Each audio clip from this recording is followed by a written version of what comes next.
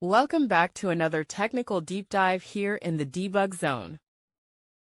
Today we're tackling a big question and breaking it down with insights from other users. Hopefully this clears up some misconceptions and helps you get the answer you need. So buckle up, stay a little curious, and let's jump right in.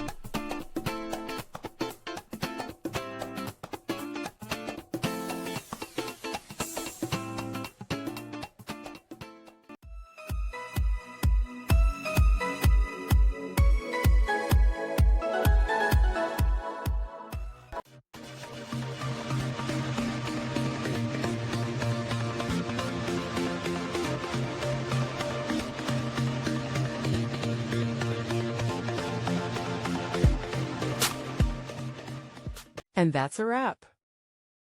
I hope you found the answer you were looking for. If you did, take a second to hit that subscribe button. It really helps out. And let me know in the comments which solution worked best for you. See you next time in the debug zone.